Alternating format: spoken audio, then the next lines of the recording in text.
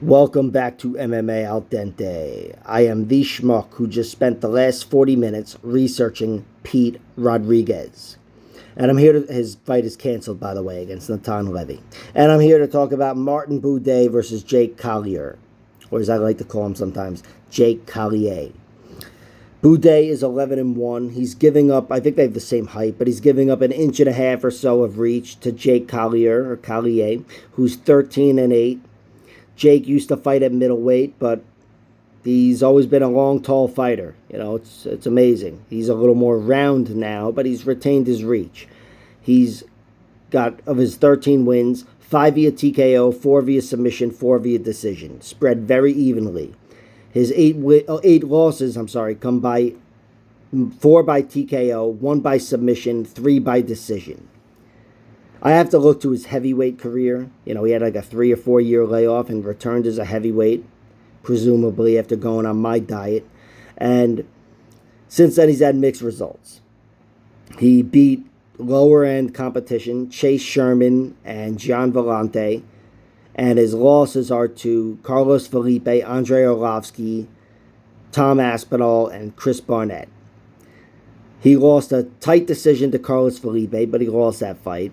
The Andrei Arlovsky fight, you could very easily argue he won that, and he got robbed, and a lot of people argue that. You know, that would make his record look a lot prettier. You know, and that would certainly be his best victory. And then his loss to Tom Aspinall, he was knocked out in round 1. That was his first fight back, I believe.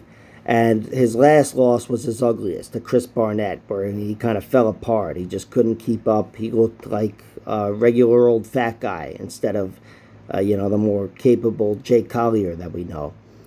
And that was ugly. And I'm not going to lie, that stuck with me. There was, of all the fights that I've seen between these two guys lately, and maybe it's my fault for watching that last, but it stuck with me. And, there is recency bias, I know, in both me watching that fight last and that fight occurring last, but it was an eye-opening loss. He kind of fell apart there.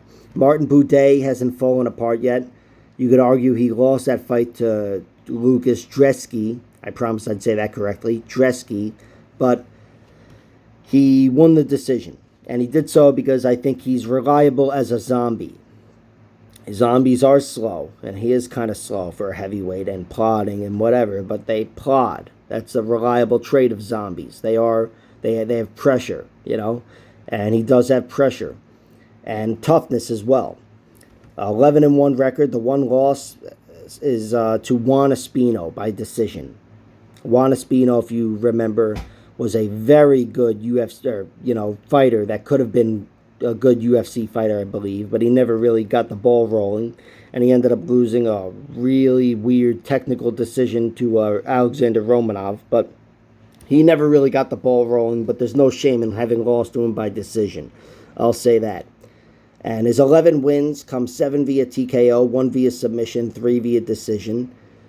Buday, like I said, he's got good traits as a fighter. His win to get into the UFC came over this guy Lorenzo Hood.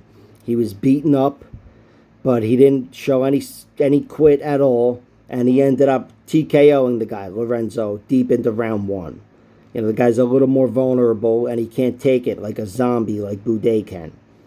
And even though I could see a fight in which Jake Collier wins this fight by out-hustling Buday, and he could do that even on the outside with his movement, despite being a really round fighter. And he can even do that, maybe bullying Buday on the inside. I do think Jake Collier can, win this fight if he's able to make it a technical fight. But Buday is going to be marching him down like a zombie. Buday has power against 7 TKOs, and we've seen he can throw hard. And Jake Collier, I didn't like the way he looked in his last fight. You know what, fuck it. I'm going to be honest. Recency bias is playing a factor here because I've convinced myself Buday is going to win. I like Buday's money line at minus 115. I've played that. And even though I could see him winning a decision because Jake Collier can be very durable at some fights, I could also see him getting a finish as well. So I'm not going to go either way on that. I do think if Buday did win, though, via finish, it would be by TKO. So if you're able to isolate that, I would bet on that instead of just a flat finish prop. But my site doesn't offer that. And if he was to get a TKO, I don't think it would be a power thing and power and speed like Tom Aspinall had. I think it would come later in the fight, round 2 or 3, which you can get at 900 or 1250. So Martin Buday is the pick, though, flat out. I just think, between the late way Jake looked last time and the upside, the little upside I see with Buday, because largely he's still untested. Not nearly like Jake Collier. Even though Jake Collier has been tested many times at many different weight classes. But I'm going with Buday. Like, share, subscribe, all that horseshit. Check out my other videos.